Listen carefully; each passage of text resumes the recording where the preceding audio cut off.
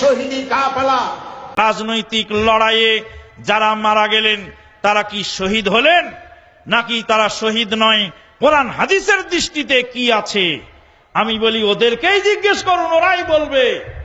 রাজনৈতিক অঙ্গনে যখন মানুষ মারা যায় তখন তাদেরকে কি তারা রক্তাক্ত সহ পরনের বস্ত্র সহ দাফন করে, নাকি পরনের বস্ত্র খুলে নিয়ে গোসল দিয়ে কাফনে জড়িয়ে দাফন করে?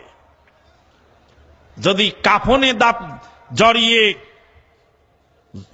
রক্তাক্ত বস্ত্র খুলে নিয়ে গোসল করিয়ে রক্ত ধুয়ে কাফনে জড়িয়ে দাফন করে, তবে তাদের শহীদকে তারা মুখে বললেও তারা বাস্তবে শহীদ বলে মানে না। যদি শহীদ বলে মানত তাহলে রক্ত সহ দাফন করত। রক্ত সহ দাফন না করাই প্রমাণ করলো নামের আগে পিছে যতই শহীদ দেওয়া হোক না কেন, এরা যে রাজনৈতিক ময়দানে গিয়ে একজন মুসলিম আর একজন মুসলিমকে হত্যা করবে আর একে অপরকে হত্যা করে জাহান্নামে পাঠাবে আর শহীদ হবে, এটা রাজনৈতিক ভুল বুঝাবুঝি ছাড়া কিছুই নয়।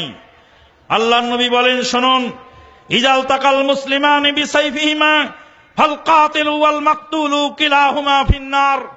আল্লাহর নবী বলেন, একদল মুসলিম আর একদল মুসলিমকে হত্যা করার জন্য যখন অস্ত্র হাতে করে ময়দানে ঝাঁপিয়ে পড়ে আর একদল মুসলিম ভাইয়ের উপরে, হত্যাকারীও জাহান্নামী, নিহত ব্যক্তিও জাহান্নামী।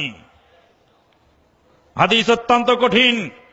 নবী সাল্লাল্লাহু আলাইহি সাল্লামকে সাহাবায়ে কেরামগণ বিনীত স্বরে প্রশ্ন করলেন, ফামা বালুল মাকতুল ইয়া রাসূলুল্লাহ সাল্লাল্লাহু আলাইহি সাল্লাম, হে আল্লাহর নবী, যিনি নিহত হলেন, যিনি হত্যা করলেন, তিনি তো জাহান্নামী অপর মুসলিম ভাইকে হত্যা করার কারণে, কিন্তু যিনি নিহত হলেন তার কি দোষ?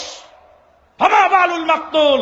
আল্লাহর নবী বললেন, লিআন্নাহু কানা হারিসান আলা কাতলি আখিহি, সেও নেমেছিল ময়দানে তার ভাইয়ের রক্ত চুষার জন্য, তার মুসলিম ভাইকে হত্যা করার জন্য, কিন্তু সে পারে নাই তাই নিহত হয়েছে, পারলে সেও হত্যা করত।